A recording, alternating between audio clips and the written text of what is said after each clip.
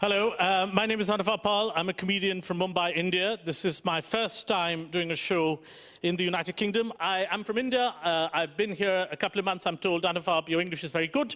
You're very comprehensible. Now, here's the thing. I did not want my English to be very good.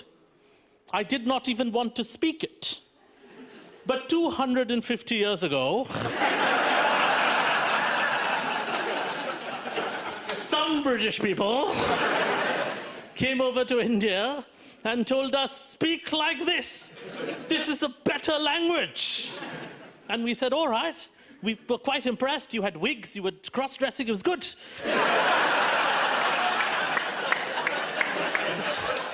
Fans of the empire in the house. And we were learning. You said, yeah, English is an easy language. Write down, Salisbury. He said, no, it gets easier. That was a hard one. Gets easier. Write down, Siobhan.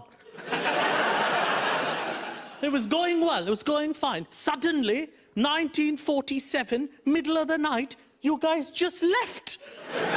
Just ran away. World's first Brexit.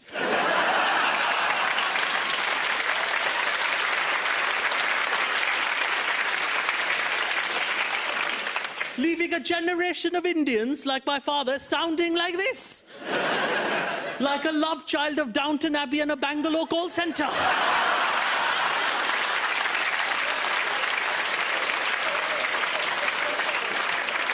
And we asked you, Britain, we said, what are we now in India supposed to do with this accent? You said, we don't know yet. But maybe in 60, 70 years, when your economy picks up, you've got that accent. When our credit cards don't work, you can answer our phones.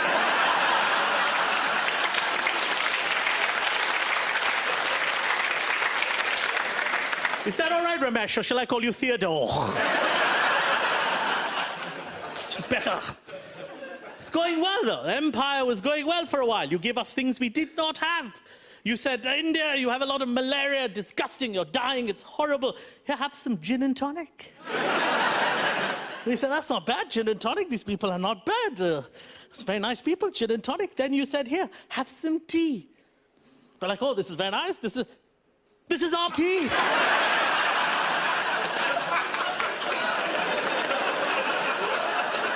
What kind of treachery is this? They're selling our stuff back to us. What are they calling this scam? The British Empire. Not bad. It's not bad. But now, now it's two distinctly separate countries, 70 years of Indian independence. You are a democracy. We are whatever we are. Just a billion people running around saying, give me Facebook. And now I love studying differences in our cultures. My first time in Britain for an extended period, I was surprised to find how polite your people are, and how your language works at two levels. You say a thing in the English language, it means a whole different thing. If someone says to me in Britain, Anuvab, I have a slight issue. It means I've killed their whole family. So polite. And I was reading that apparently, yesterday in the newspaper, it says, Britain now has third world levels of corruption. And the accusation was, two of your ministers, this was from news a while ago, two of your ministers had gone to Sri Lanka on a business trip, had spent £5,000 more than they should have on Her Majesty's government's credit card, on personal expenses, crabs and massages. And for that, the accusation was they should be fired. This is third world levels of corruption, unacceptable in Britain. Third world levels of corruption was the accusation. Now, I know a thing or two about corruption where I'm from. It is the only thing we value above integrity.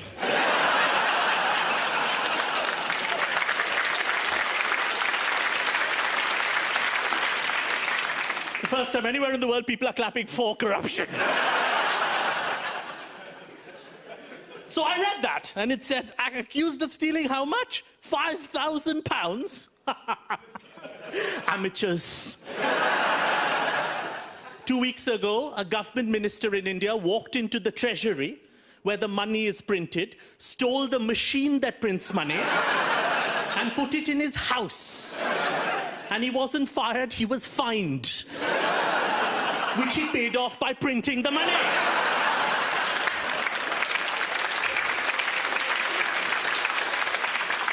When you get there, Britain, call me. Amateur, corrupt people. But you know, I like coming to Britain because Britain, I cannot lie to Britain about India. Your knowledge of geography of my country, very vast. Because, you know, most of your great-grandfathers invaded every toilet, put in the flag. You know about the world. You've been there almost too much.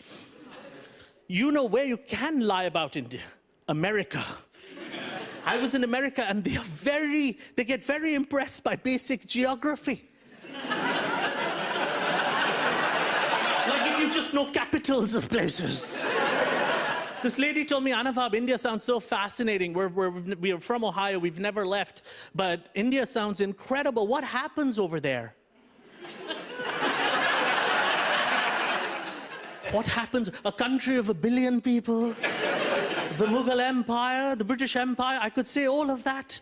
But the only thing as an Indian person I value above corruption is being diminutive and treacherous. Diminutive is genetic, treachery I've learned from the best.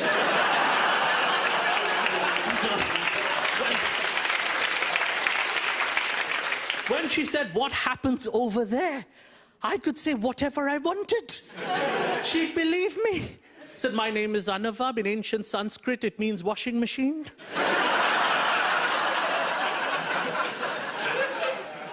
She said, do you guys have like elections in a democratic government? We have a president through elections. You guys have something similar? I said, I don't know what that is, no. No, we don't have any of that. What we do is, the entire country is run by the app Uber.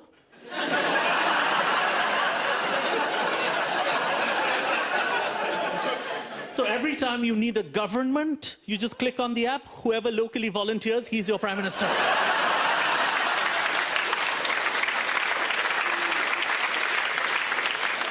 You know why you're clapping, right? You in Britain are thinking, that's a pretty good system of government. So let's open the apps. Who is our prime minister this week? I don't know who's around in SW1. It's like that. It's not a bad system. But she carried on. They were lovely, though, in America. You see, because I think some cultures think certain things are specific to their country, whereas most things are now universal and global. You know, I live in New India now. New India. 1 billion people, 800 million of them under the age of 30, all wanting to work for Google. It's like living inside a search engine. Everybody's young, they're all millennials. And millennial Indian people, they don't have real names anymore. Indian names derive from Sanskrit. Abhishek, Rajiv, derived from Sanskrit. Now it's just noises. Black, blue, flat, white.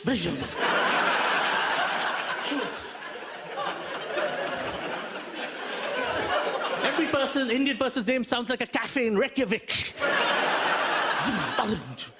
It's just noises. And it's very hard if you live in a very digital tech country, wants to be the leader of the world in tech. It's hard for old people. My mother is 75. She just signed up for Twitter. Under pressure of the culture. She said, no, I'm on Twitter, I'm on Twitter. And she started following celebrities, Hollywood and Bollywood celebrities. And she thought, lovely thought, at 75, the moment you're following these people, you are friends with them. I did not correct her.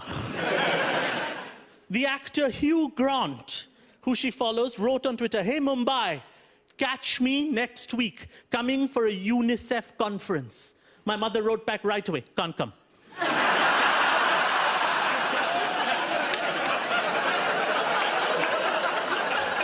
Busy. Change the date, Hugh. Fantastic.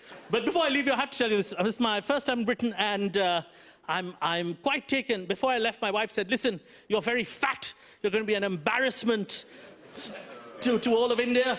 Go for yoga. Try and lose some weight, go for yoga. Now, here's the thing. I went to a yoga clinic in Mumbai. And here's the thing. I've realized when I come here how much yoga has become our greatest export. And I have to tell you this, London, yoga was not invented in an espresso shop in Shoreditch. Yoga was invented in 4 BC when accidentally an old Indian man found his right leg on the back of his head.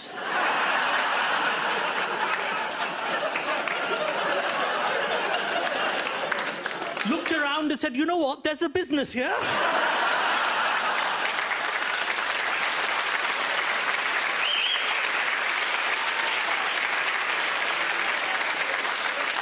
But my yoga, this is how global the world is, but my yoga teacher in Mumbai, where we invented the thing, was a British lady.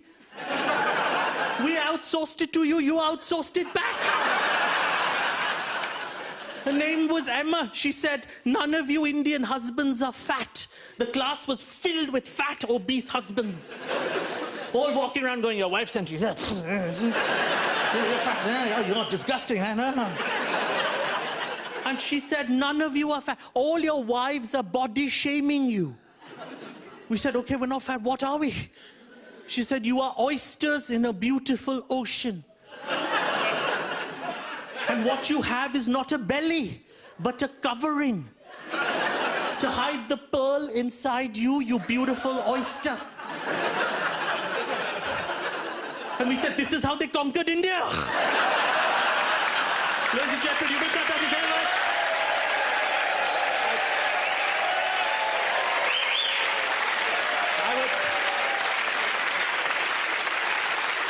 You've been a delightful audience. I would have loved to have stayed, but I'm in London for one more day, and I have to run to the British Museum to pick up some of my granddad's things. So I don't...